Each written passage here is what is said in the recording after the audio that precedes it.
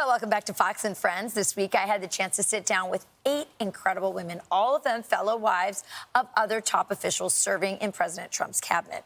They reflected on the first 10 months of the administration. They shared some insights about their husbands and some of the challenges that they face. Take a look. What has it meant for you and your family to be part of this administration? It's interesting being on the inside looking out to see how decisions are made and how much can be done and achieved, and you see how they do it. It's pretty fascinating. Like, would you say it's like you're seeing the sausage being made? Yeah, I'm seeing the sausage being made. Yes. Jen, what is the biggest surprise for you? Well, the biggest surprise for me personally was probably how quickly my family adjusted to it, because it is very different. You know, I was friends with Jen, long before this happened, Jeanette. She comes from television, but she hadn't had the experience of being a family member inside of government. And you have for a long time. Has that been an advantage to you in some regards? It has. You know what to expect. You just learn to adapt and just go along with whatever's happening. What's been most surprising to you? Well, first and foremost, the most surprising is how well everybody gets along. That to me is great. And I just think like my husband loves what he's doing. I think that's I'm not saying it's surprising, but it's been great. I love that you say that he loves what he's doing. I think it shows. Yeah. I think it really shows. Allison, you are also one of those who came from, outside of government. You're kind of thrust into this. What's been the biggest surprise for you? Well, my biggest surprise initially was learning Howard was even going into the cabinet. We had talked about, possibly a run for mayor at some point or governor, but we had never discussed the federal government. And I learned about it in my kitchen when his picture came up on the TV screen. There was Howard Lutnick, considered a appointee for a cabinet position. So that was definitely surprising. Catherine, talk to me. You've been First Lady for 8 years. You clearly come with a lot of political experience. But this is different. And so tell me how it's different, how it's changed things for your family. Right. Well, it's different because it feels like we're all one big team led by this really incredible leader who's got a lot of courage and it makes very quick decisions. It feels very much like an entrepreneurial environment. And that's not what I experienced in 8 years as First Lady of North Dakota. It just feels so patriotic and it feels so great, I think, for Doug and I to be a part of that and to be a part of, what can be possible and what's happening now. Robin, you're from Texas, the Dallas area. So tell me about how you and your husband are making this work. When we first got married, we decided to live by principle. We both are strong believers in Christ, and we set our foundation in Him. And so we learned that if God is first, and then each other, and then our family, then when all of that is strong, then everything else kind of falls in place. Your husband, Secretary Turner, has become sort of I would say, kind of a pastor of sorts with the cabinet. He leads everyone in prayer. He makes sure that things start with prayer. Yes, he absolutely loves that.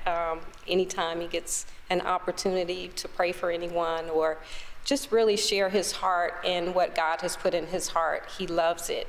Marlo, tell us about your family. You have 5 children, then they're younger as well, like mine, some of them, and so this is a transition. Before my husband was in this position, he would pick up the kids on his way home from work, and he helped with a lot of the drop-offs, and now it's kind of like, that doesn't happen anymore. And so it has picked up, it's just a little busier, but we love getting to participate in all these things and feel like what my husband is doing is making a difference and really helping Americans and helping American workers. And so we're really happy to support him in that. So Lisa, you also came out of the house, just like me and Jeanette. How has that experience for you made this transition easier, or is it just so different? It's very different for me.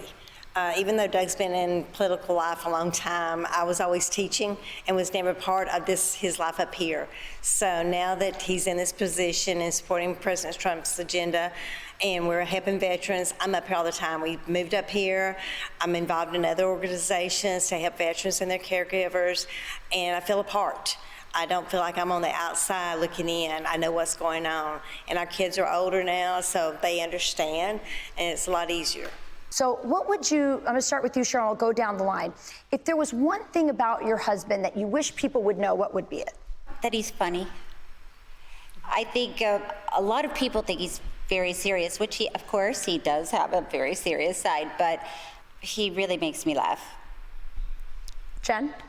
I just think that he cares so much, and I think people probably do know that, but that's what it is. He does this only because he cares about the troops and our country, and he starts with God and goes from there to see, to make sure he's doing the right thing. And Pete's really funny.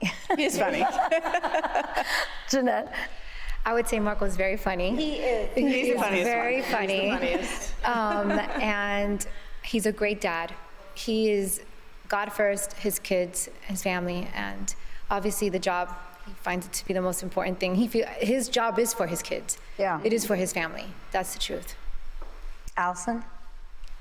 I would want people to know that how much Howard cares about this job and doing right by America, and I'm really proud to watch that. He's also a wonderful husband, and today we're celebrating our 31-year anniversary. Congratulations. Happy anniversary. Thank you. Huge achievement. Lisa, what do you want everyone to know about Doug? He's passionate. Anything that he believes in, it will come out of him rocking back and forth, letting you know exactly how he feels and what he's going to do about it.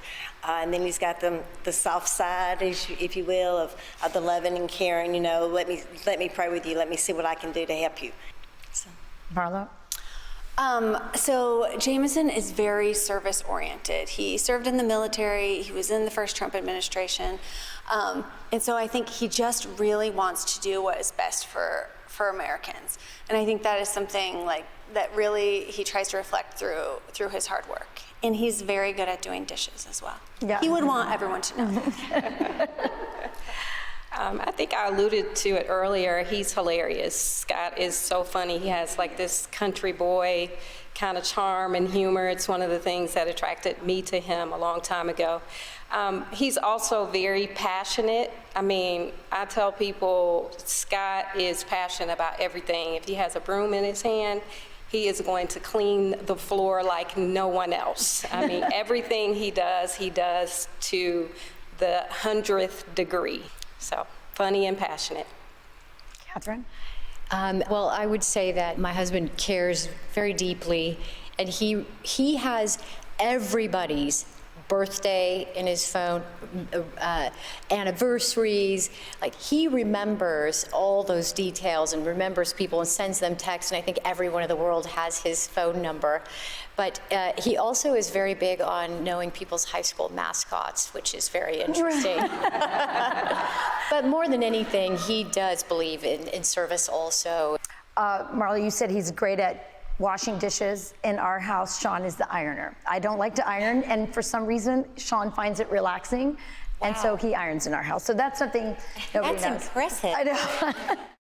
I'm Steve Ducey. I'm Brian Kilmeade. And I'm Ainsley Earhart. And click here to subscribe to the Fox News YouTube page to catch our hottest interviews and most compelling analysis.